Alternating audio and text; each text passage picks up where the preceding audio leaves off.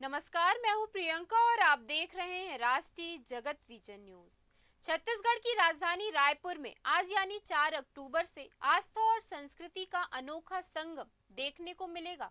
गुडियारी इलाके में बागेश्वर धाम के पीठाधीश्वर पंडित धीरेन्द्र कृष्ण शास्त्री दिव्य दरबार लगाएंगे। वो हनुमंत कथा भी सुनाएंगे। बता दें कि सुरक्षा की दृष्टि से भारी संख्या में पुलिस फोर्स तैनात रहेगी। परिसर को सीसीटीवी कैमरों से लैस किया गया है। इस कार्यक्रम में किसी भी तरह का विवाद न हो, इसलिए पुलिस के अलावा 5000 बाउंसर्स भी तैनात रहेंगे। ये आयोजन 4 अक्टूबर से शुरू होगा और 8 अक्टूबर तक चलेगा। पंडित धीरेन्द्र कृष्ण शास्त्री के हनुमंत कथा कार्यक्रम के लिए आयोजकों की तरफ से सभी व्यवस्थाओं को दुरुस्त किया जा रहा है। अनुमान है कि इस दिव्य दरबार में प्रदेश भर से भारी संख्या में लोग पहुंचेंगे। समाज सेवी चंदन बसंत अग्रवाल के नेतृत्व में स्वर्गीय पुरुषोत्तम अग्रवाल स्मृति फाउंडेशन के देखरेख में यह आयोजन किया जा रहा है। पिछले दिनों 14 सितंबर को कार्यक्रम स्थल का पूजन अर्चन के साथ शुभारंभ किया गया। मुख्य आयोजक बसंत अग्रवाल ने बताया कि कार्यालय आयोजन की सभी व्यवस्थाओं का केंद्र पॉइंट होगा। पंडाल, भंडारा, सुरक्षा, यातायात और भक्तों के बैठने जैसी व्यवस्थाओं का संचालन और समन्वयन यहीं से किया जाएगा। उद्घाटन समारोह में समाज के वरिष्ठ प्रतिनिधि और भक्तगण मौजूद रहेंगे। हम आज ग्वालियर होते हुए मुरैना जोरा जा रहे हैं, जहां बैकुंठ उत्सव है। माहेश्वरी परिवार अपने पितरों के निमित्त बैकुंठ उत्सव मना रहे हैं। उस उत्सव में सम्मिलित होने जा रहे हैं। संपूर्ण भारत में हिंदुओं को एक करने के लिए पुनः दिल्ली से वृंदावन तक 150 किलोमीटर की 10 दिवसीय 7 नवंबर से 16 नवंबर तक की पदयात्रा का निमंत्रण लेकर के आए हैं। अभी वर्तमान में एक बहुत विचित्र स्थिति हुई है। तमिलनाडु में भगवान राम के विग्रह का जो जलाया गया, जिस प्रकार से उन लोगों ने, धूर्त लोगों ने कृत्य किया, ये निश्चित रूप से राम के राष्ट्र में रावण के खानदान के लोग हैं।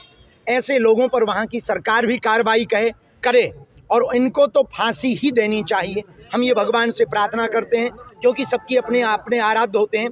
किसी को भी किसी के भी आराध्य की भावनाओं को ठेस पहुँचाने का अधिकार नहीं है। दूसरी बात, इस प्रकार के कृत्य ना हो, इसलिए हम पूरे देश में पदयात्राएं करते रहेंगे, हिंदुओं को जगाते रहेंगे और हिंदू राष्ट्र बनाने के लिए हर पल हमें हिंदू राष्ट्र कागजों पे नहीं, लोगों के दिलों पे चाहिए।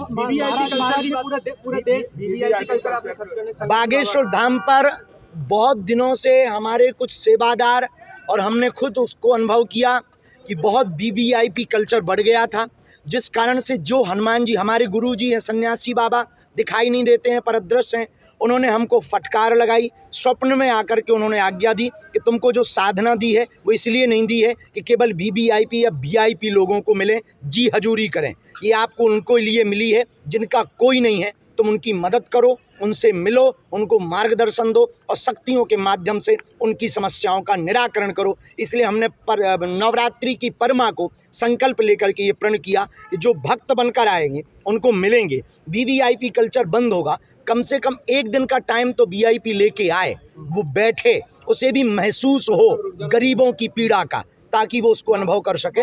इसलिए हमने ये प्रण लिया। महाराज जी, देश भर में कई जगह आग लगाने की कोशिश की जा रही है। जैन जी आंदोलन के नाम पे कुछ जगह, देखिए, जैन जी के लगभग बॉर्डर में हम भी हैं।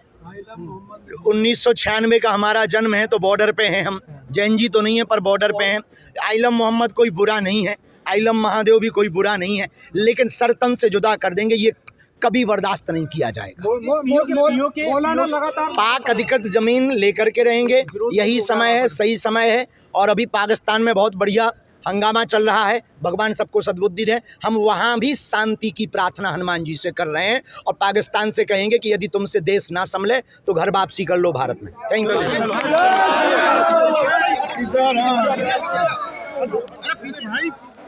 फिलहाल इस खबर में इतना ही। देश प्रदेश के खबरों से अपडेटेड रहने के लिए हमारे चैनल को सब्सक्राइब करें और नए खबरों के नोटिफिकेशन के लिए बेल आइकॉन जरूर दबाएं। नमस्कार।